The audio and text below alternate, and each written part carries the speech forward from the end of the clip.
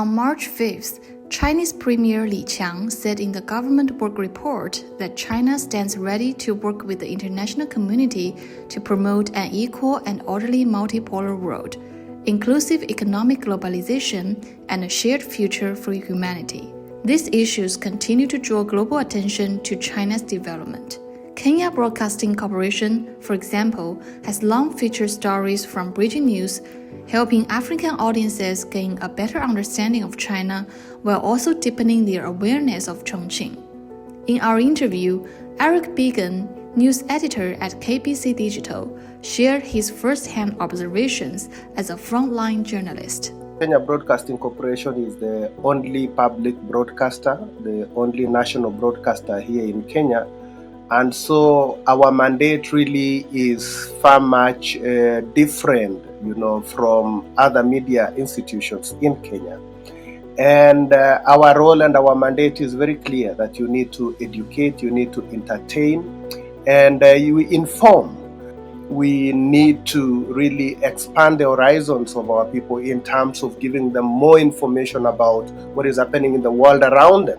Because sometimes we realized our audiences had been fed, a certain narratives only, a certain types of information. I know Chan from where you sit. When you talk about Kenya, when you talk about Africa, people just want to discuss issues around, our poverty situation, the strife here, the conflicts here.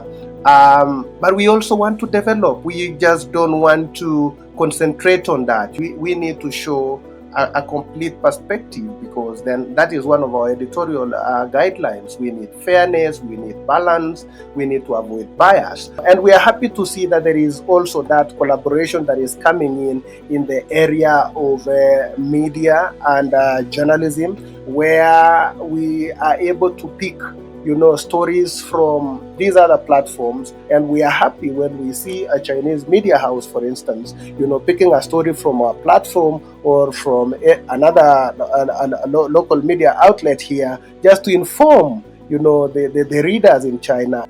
To understand China's appeal in African media, it's essential to explore what Chinese topics resonate most with African audiences and why they hold such value. When you are looking at examples of, situations and instances where people can learn something from, then you have to pick the best cases. And one of the best cases for us is China. One thing I like about the Chongqing platform and the Biegon News is that it doesn't just talk about Chongqing. It talks about China. There is so much about China and other regions of China. And ever since I learned about these two platforms, I've been following them almost every day, because I have to check what is happening, not just in Kenya, but also abroad. When we come to ichongqing.info or Biegon News, we are then looking at, Chongqing as a place where,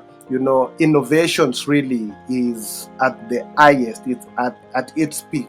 I don't think there is a country right now in the world that compares to China when it comes to new developments in terms of new technologies. So when we talk about technologies right now, this is Chongqing is one of the places really that we see, when we talk about new energy vehicles, for instance. And these are things that people here in Kenya relate to. You come to Kenya today, you have so many EV vehicles and EV motorbikes. So we want to tell them that story about, so you see this motorbike, yes, but where is it manufactured? So that is how then you land or you find yourself talking about Chongqing and bringing more information about Chongqing. And of course, electronics, Chongqing I think is so huge, massive when it comes to manufacturing of electronics, the smartphones. You come to Kenya today, I think no other country really moves so fast in as far as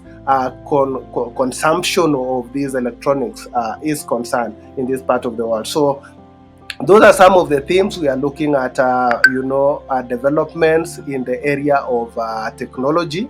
Kenya right now has signed so many bilateral agreements. You remember our president was in China last year. Then we have so many bilateral agreements with China right now and the key to me is the one that allows more Kenyan goods to go to China. So we have exports of agricultural products.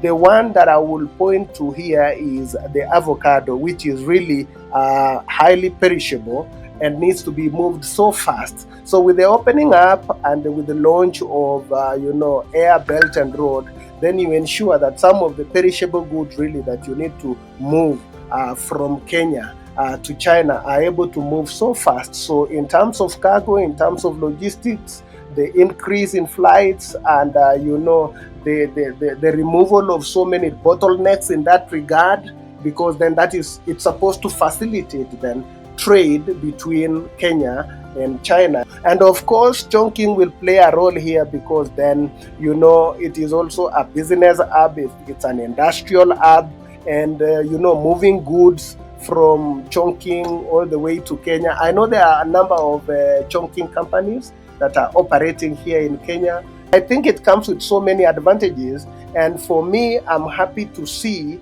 that there is effort from both sides to facilitate such kind of trade and such kind of a relationship for the benefit of our people. From Chongqing-made products to advances in technology and logistics, these visible changes are offering African media new ways to tell China's story. And through these stories, audiences are seeing not only China's development, but also the real cooperation and shared opportunities taking shape between China and Africa.